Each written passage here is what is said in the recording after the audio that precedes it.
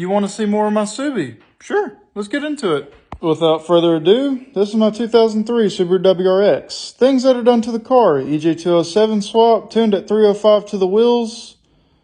That's really the power upgrades. It did have coilovers on it, but I've actually reverted it back to stock because, again, this is my daily driver. I live in Lebanon, Tennessee. I actually just bought an apartment in Hartsville, Tennessee. I drive back and forth between Nashville. I would like a smooth ride. The coilovers blew out, and it really destroyed my alignment. I've already got to get a new tire for this side because, well, I mean, the tread decided to take a nap. That's the best way I know to put it, to stay within TikTok's guidelines. Headlights are just from eBay. If you want to know where they are, just eBay. Just Google it. I don't know the brand name. There's not a brand. Everything's multi-branded. Yeah. I'm currently working on the hood. I'm about to start a series on how to fix sun bleaching for the carbon fiber.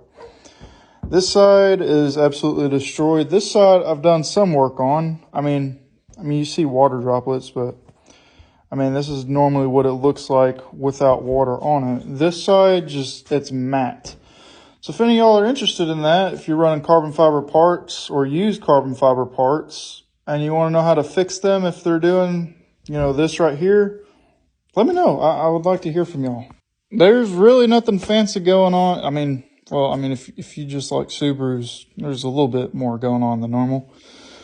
But if you don't understand Subarus or you're new to them, they're boxer engines. So where normally you'd see valve cover and head up here, they're actually a head on this side and this side because they're boxer engine. Pistons go back and forth.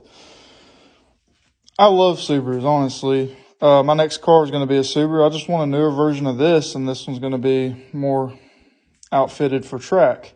I just love it because of how accessible every accessory is. Literally, you have alternator, AC compressor, and power steering. Everything's really accessible and easy to get to. Now, as I said before, this is tuned at 23 PSI, 305 to the wheels. That intercooler's got to go. It's maxed out. After this engine's been heat soaked, it starts pre-detonating really, really bad. So to take care of that, I'm going to be deleting that one and moving to a front mount, which will go down there on that secondary grille. Oh yeah, don't mind that. Belt cut into the radiator hose, and I had to fix it. That was the best way. I was in Kentucky, so a little ways from home. Other things that are done to the car, it's got a brand new clutch in it from Exedi. I absolutely love y'all's clutches. If you're watching this video, you're probably not. But if anybody's in the market for a clutch, Exedi. I absolutely love it. Super smooth. Best clutch I've ever felt in one of these cars, honestly. It's a OEM spec with an upgraded friction disc, so, I mean, over time, it's not going to handle the 305. But honestly, this is just my daily driver, so I'm really not beating on this car because I need it to be reliable. Yeah, it's a Subaru, and reliability usually doesn't fit in the same sentence.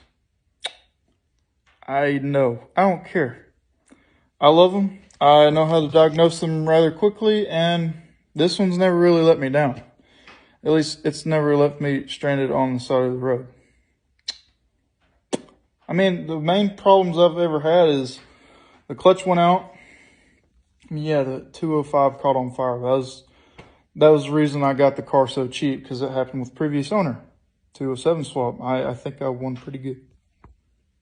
I know people be like, oh, you drove a Subaru. Name every tow truck company. Yeah, well, this car, since I've owned it, has never been on a tow truck. So, yeah. Get your son. Get a Subi. I will say, if a parent's watching this video and their kids are about to turn 16 and want a first car, if they're wanting a WRX or a STI, it's probably a good thing that that not be their first car.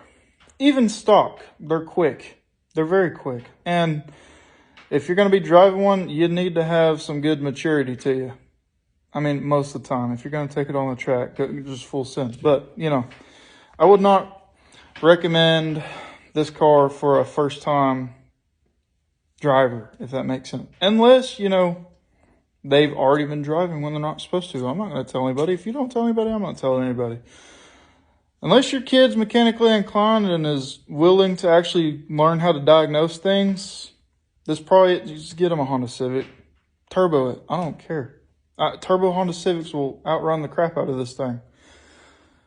They will. If you have a big V8 and you pull up next to a red light and there's a Honda Civic with a laptop, just save your gas, dude. They're probably just save your gas. And that's the main overview. I mean, within the last year, every winter, I always just take the car and I go through it. I mean, 1,000 miles ago, I pulled the engine out, went through, replaced the clutch because these clutches are weird. On a normal manual transmission, you've got your throwout bearing and it pushes against the pressure plate. Well, on these, instead of pushing against it, it pulls.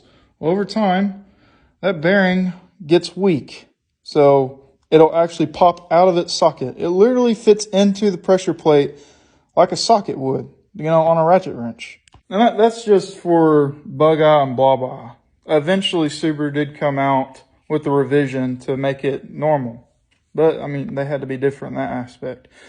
Really, that's the only drivetrain issues I've had as far as my clutch goes. But I was at Beach Bend Raceway, and another reason it's in the shop is because, well, this side CV axle, it left the chat. It's gone. So, yeah, I mean, that's the biggest overview. When I pulled the engine out, I put a new timing belt set in it. It's got the Gates rally spec, so it's good for 100,000 miles. Every 3 oil changes, I just pop the covers off because it's just a 10 mil. If I don't lose my 10 mils, it's easy to pop off. But I mean, I just pop it off and I just check for abnormal wear. But I've had no issues out of Gates rally spec belt. It's really nice, and it's definitely withstand. I mean, I put that in 30,000 miles ago, and I've had no issues. I mean, my engine's still running, so it hasn't broke. And I've spun this motor up to 7,500 RPM, no problems. Yeah. So if you're about to change a timing belt on a Subi, just go ahead and get the rally spec, or just go with the Gates whole kit. While you got it apart, change the water pump.